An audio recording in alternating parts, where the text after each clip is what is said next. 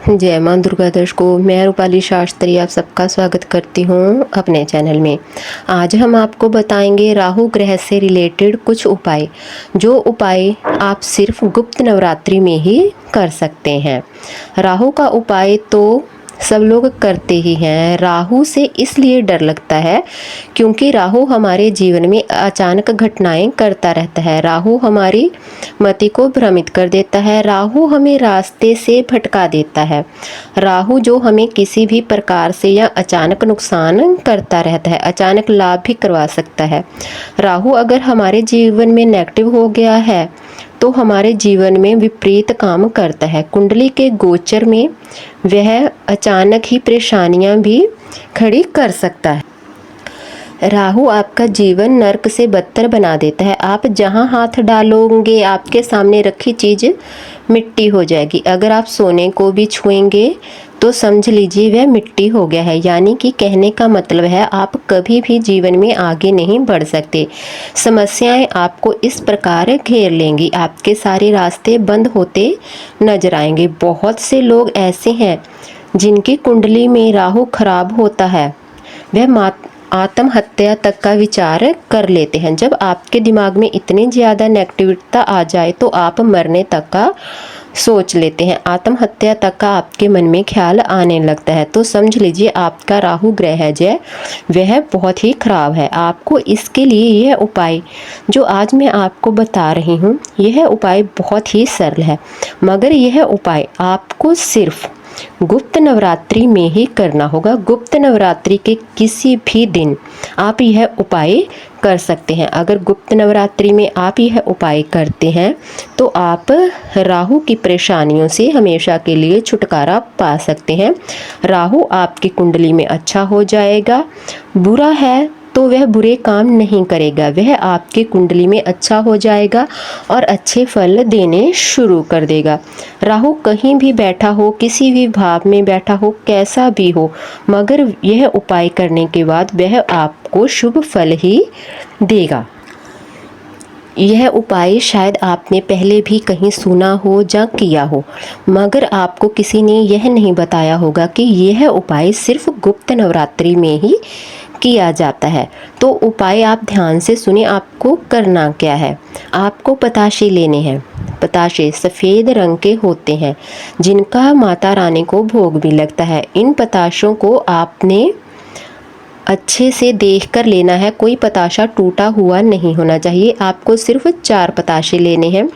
शनिवार के शाम को ले सकते हैं सूर्यास्त से पहले, या फिर गुप्त नवरात्रि के किसी भी दिन शाम के वक्त आपको यह उपाय करना हो। आप चाहे तो सुबह भी कर सकते हैं, कोई बंधन नहीं है, मगर अगर आप इसको शाम के दिन करते हैं तो यह उपाय जल्दी ही फल देता है। आप 4 पताशे, सिर्फ आपको 4 पताशे लेने हैं।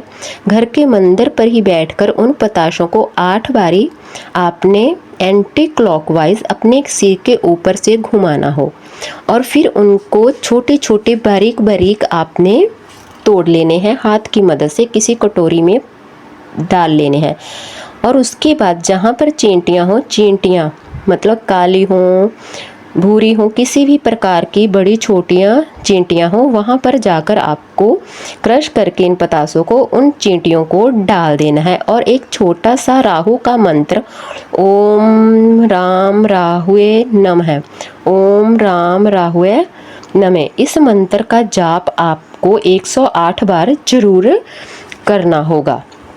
लेकिन यह मंत्र बोलते समय ही आपको वह पताशे डालने हैं। ध्यान रखें कि आपको 108 बार मंत्र डालना है, इसलिए आपको बहुत ही धीरे धीरे धीरे धीरे वह चारों पताशे डालने होंगे। पताशे आप थोड़े से बड़े ले लीजिए ताकि एक मुट्ठी भर उनका बन जाए। तो आपके जीवन में यह उपाय खुशियाँ, प्रसन्नता लेकर आएगा।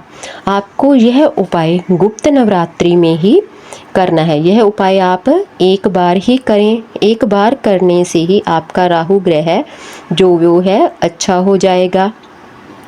इसके बाद आपको क्या करना है, जब भी आप भोजन करें, जब भी आप घर पे भोजन करें, भोजन करने के बाद चाहे 2 दाने ही चीनी के या किसी भी मीठी चीज़ के अपने मुंह में ज़रूर डालिए। और एक आदत आप ऐसी डालिए कि अगर आप किसी को कोई भी चीज़ दान कर रहे हैं, कोई खाना दान कर रहे हैं या कुछ दान कर रहे हैं, तो वह हमेशा मीठा ही होना चाहिए। अगर आपके घर पर भी कोई मेहमान आता है, आप उनको खाना खिलाते हैं, तो खाने में आप कोई मीठी चीज़ ज़रूर बनाएं और दान भी मीठा करें। अगर आप दान में किसी को खाना भी खिला रहे हैं तो उसको भी आप मीठी चीज़ ज़रूर खिलाएं, जैसे कोई मिठाई या कोई मीठा फल।